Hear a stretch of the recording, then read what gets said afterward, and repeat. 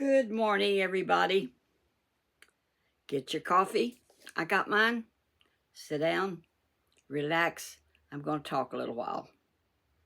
Y'all tell me you like to hear me talk. Well, I'm in a talking mood, and I got my coffee, but I'm going to take a sip and tell you what's going on. So I came over here to my house, and I didn't have hardly any scarves over here. And I said, how am I going to make this distinctive?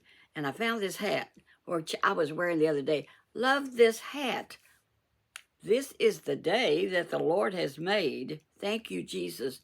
And you know, as I was thinking and reading some scriptures this morning, we need to live in each day and enjoy each day, because we all have an allotted amount of time, probably. I mean, you know, I'm already 91, and I think, how much longer is the Lord going to give me?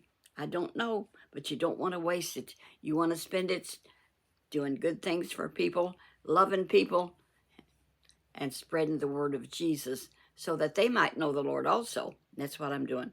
So anyway, we came over here, and I only had 2 or 3 scarves. One of them was green, another one was purple, and I thought, orange. You know, I always liked orange. One time I had this car. It was a 74 Bonneville.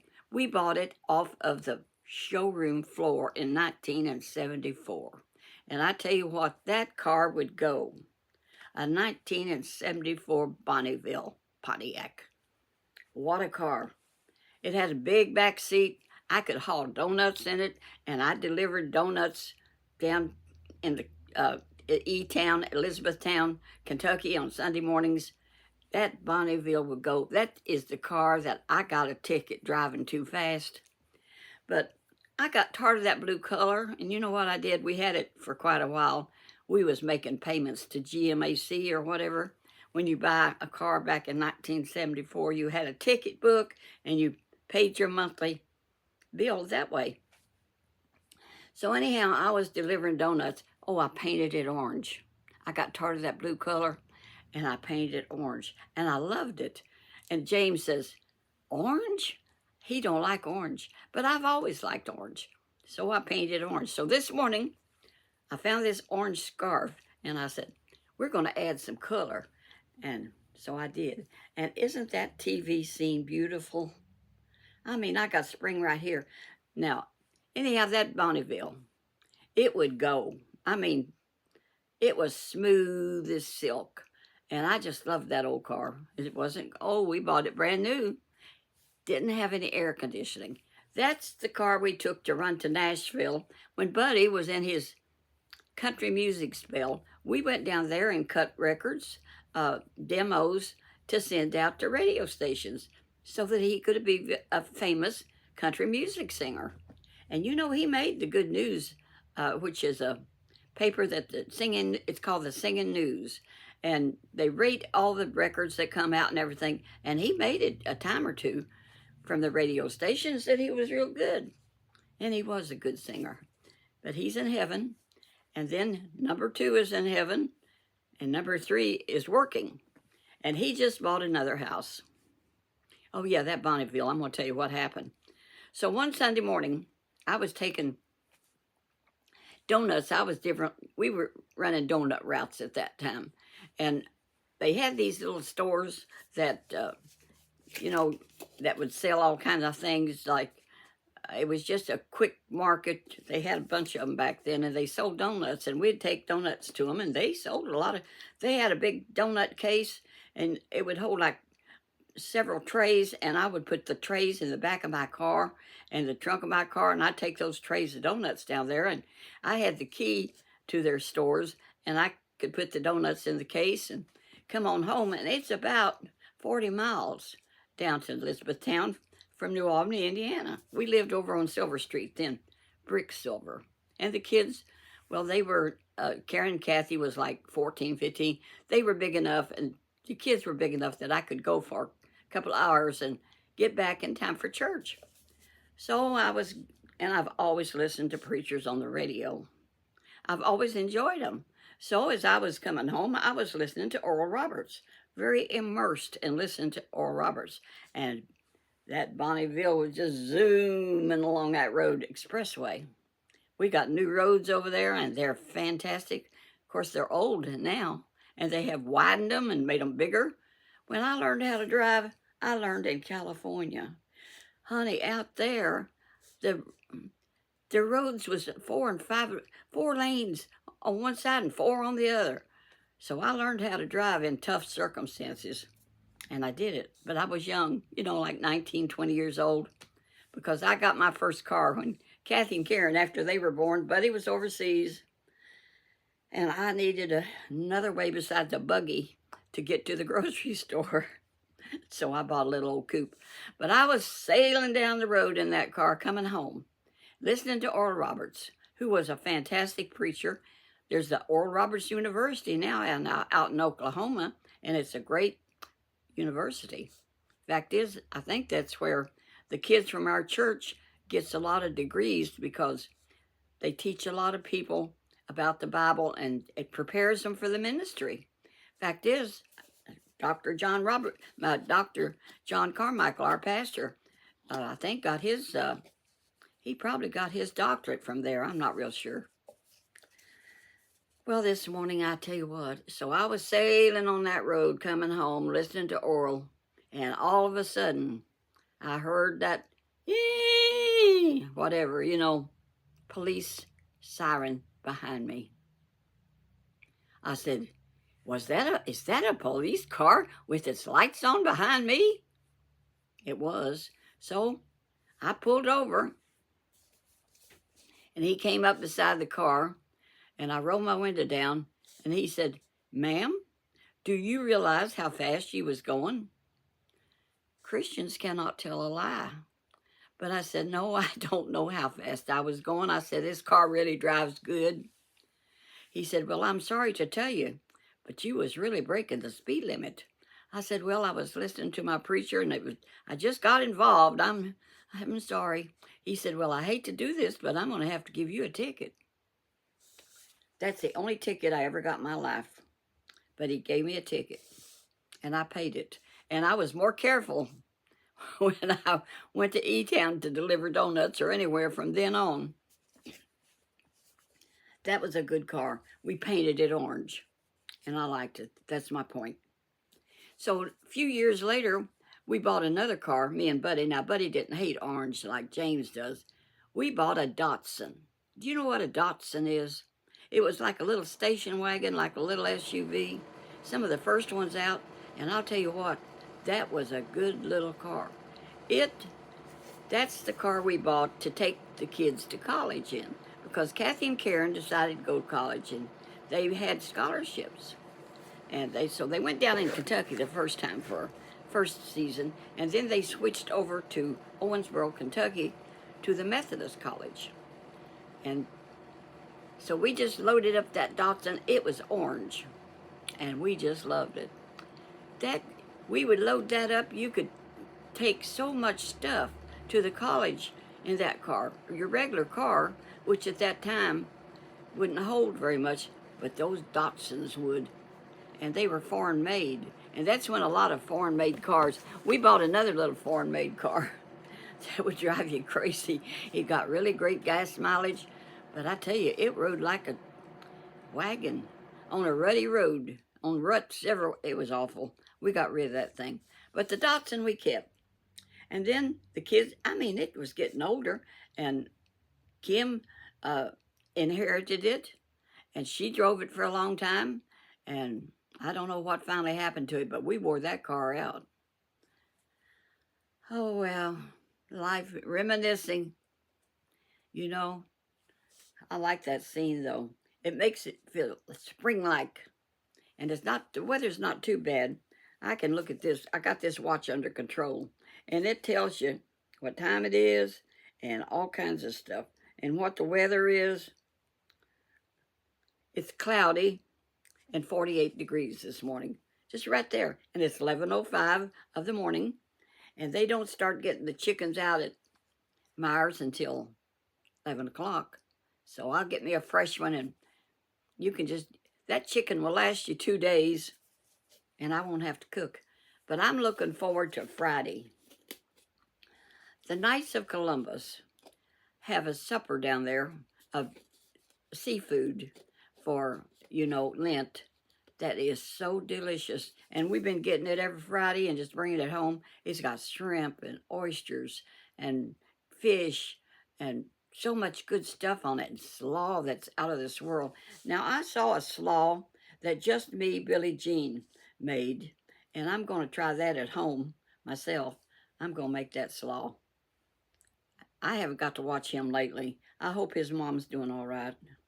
She was having some problems with her bladder or something, but I think she might be better now. She's 92, and he's her caretaker. He takes care of her. He loves his mommy. Well, I loved my mother too, and I was thinking what a good son he is. And when my mom, she had a lot of health issues when she got in her 80s because she had caught TB from Daddy and Daddy had TB. My daddy caught TB somewhere and had to have one lung removed, and he was an invalid. But then we found her a husband. You already hear the story how we found Mom a second husband. But she still had several boys to finish raising, and she got a little Social Security, but she was so lonely. And I had a dream about the man that my mom was going to marry. And I saw him, and he was not good looking. And I've told this before. Now, Norman and Denny, my brothers, they know all about that because they knew Heber Wilson personally because he was a mechanic. And he had a garage over across the street from my Aunt Mary's house. And she knew him. And so anyway, Aunt Mary told me, she said, this man across the street, his wife passed away 3 or 4 years ago. And he's a nice man. He's a good man. And we are to introduce your mom to him. I said, well, how can we work that out? And I said, I know how. I got a car and I drive. We'll go see him. And I had that dream. So we went. I needed something done to my car, and I can't remember exactly what it was. So we went over to see him. And he was short, chubby, and didn't wear his teeth. Not handsome at all. Not handsome at all. And I said, Mom, that's him. That's the man I saw in the dream. And I told you he wasn't good looking. Mama said this. Well, I think he's a right nice looking old gentleman. I couldn't help but laugh. I couldn't help it. I said, Mom, he is not good looking. He ain't wearing his teeth. Now, sometimes he wore his teeth after we got to know him, but so he wasn't wearing his teeth. But so we made an appointment for him to fix the car, and he had my phone number, and I had a landline back then. That's all you had back then, a party line, 2 people on the party line. I can still remember that number. White House it started. So he called, told me my car was ready, and me and Mom went and got it and get it, and we stayed, because she came in town a lot on the weekends. I'd go get her, and the boys were getting pretty big, the older ones, and they could take care of the young kids, and there was a bunch of them. Tommy, David, Aubrey, Denny, Wayne, and Mike. All those little brothers. So she really did need a husband to help her raise those boys. So anyway, Mom went with me again, and so we visited, and they just looked at each other, and I don't know what they talked about, if anything. But sometime later, I got a phone call from Heber. He had my phone number, and we didn't know what his name was. When he signed the ticket, it looked like Huber. We said, I've never heard tell of anybody named Huber. Huber? But anyhow, he called me, and I said, I'm sorry, sir, but I couldn't read what your name is. What is your name? He said, Heber. It's a name from the Bible. My mother named me a Bible name. I didn't know Heber was in the Bible, but I looked it up, and it is. His name is Heber. So he said, reckon I could take your mom out for a bowl of chili or something? I said, well, I imagine you could. So you know what? I said, when she comes in, I'll ask her, and I'll let you know. So next time I saw her, I said, Mom, would you want to go out with Heber and get a bowl of chili somewhere? I don't know why he offered her a bowl of chili, but that's what he did. He knew where they had chili somewhere. So he had a pickup truck, and it was big, and he had to help her get in it, but she got in it with him. And when Stanley and Phyllis heard about it, my eye is itching.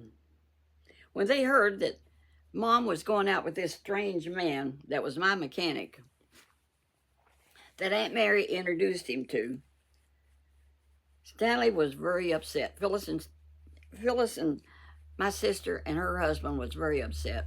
So Heber come to get her, Stanley and Phyllis was there. But before he got there, Stanley, the brother-in-law, said, May, here's money, change, to call a cab, or me, or anybody, if things go wrong. What an attitude. He's just a nice old man. He's been a nice old man. He's got 2 daughters. He's a mechanic. Mary has known him for a year. He's not known for going out and murdering women. I thought, silly. So they went and had their chili, and that grew into a romance. And 8 months later, they got married. And Mom and him had 35 years of happy married life. Now, his daughters hated my mother. They did until the day she died and when she was buried. One of them said, that's the end of her. They was not nice to my mother. She loved them because she was a good Christian and she was always kind to them. But they hated her. And that's life. But what's so strange is one of my brothers married one of those girls because she was pretty. Sandra was lovely. She was always pretty. And her and David got married, and they were happy together. David turned out to be an alcoholic. I had a brother that was definitely alcoholic. And he worked at Pillsbury.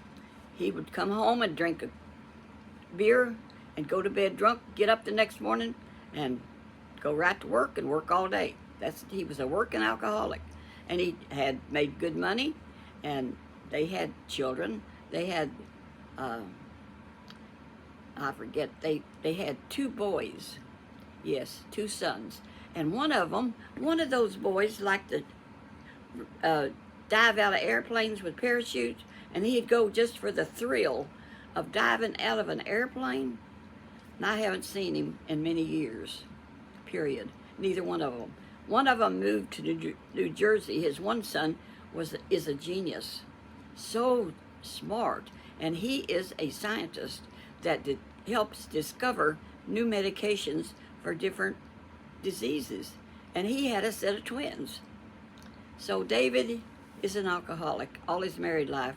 But Sandra, his wife, would have a Christmas party every year in the basement in their house, and the kids just loved it. And she was fairly friendly to me. But she grew to hate me, and I don't know why, honestly. And she's in heaven now. But she requested I don't come to her funeral, so I didn't. I just prayed for the whole bunch. Lord help them. If they don't want a funeral, I don't care. So, Sandra passed away, and David was by himself, and he really missed her because she had a lot of sickness. She had to have bone marrow transplants a couple of times, which extended her life for a long time. And so anyhow, she passed away, and David was alone, and he got throat cancer and couldn't swallow. So David had to go onto a tube that feeds him. And you know what? He got right with God. Mom had prayed for years that God would heal him of alcoholism. And that's the way it happened. He is not an alcoholic anymore because he can't drink. And David always had a sweet spirit. David was kind. One time I run into David and Sandra at the Walmart, and she wouldn't let him talk to me. And so anyhow, we was around the corner, and she didn't see I was there. And so all of a sudden, this arm reaches around the corner, grabs David by his shirt, and drags him around the corner. David says, "See you later." He was always friendly to me when he saw me because we loved each other. I gave him a Bible when they got married, and she made him give it back to me, and I still have it. but he's a sweet person, and he's a Christian now. And they're getting ready to have family reunion, and you know what? David will be not family, but high school reunion. Sorry, and he'll come to the family reunion the last Sunday in June. Everybody, y'all want to come to a family reunion? Bring you some food. Do a pitch in. So anyway, so Sandra, of course, was gone. So David was sick, and he had cancer, and he's well. He can swallow some now, and he don't have to, because I'd run into him. He didn't come to see me, and I didn't come see him. We talked some on the phone.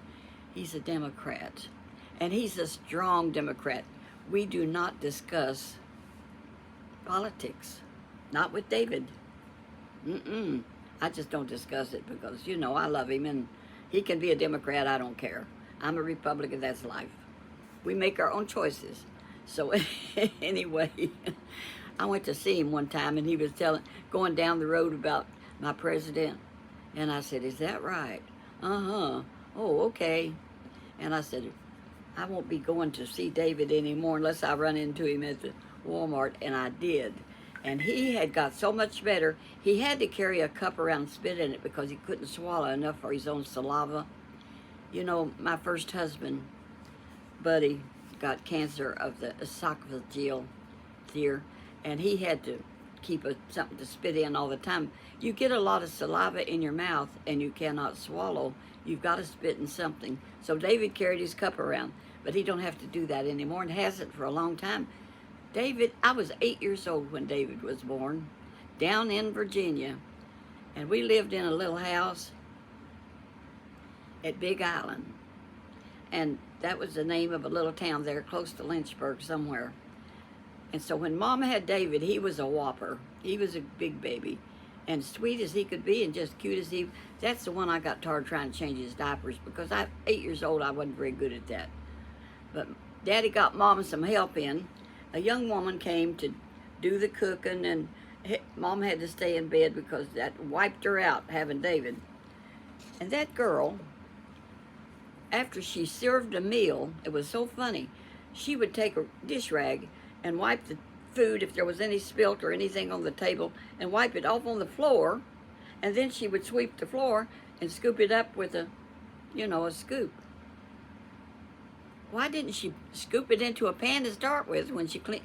I was 8 years old and I couldn't figure that one out. Well, I get almost out of breath talking to y'all. It's so much fun. And it's almost time for me to run on over to Myers.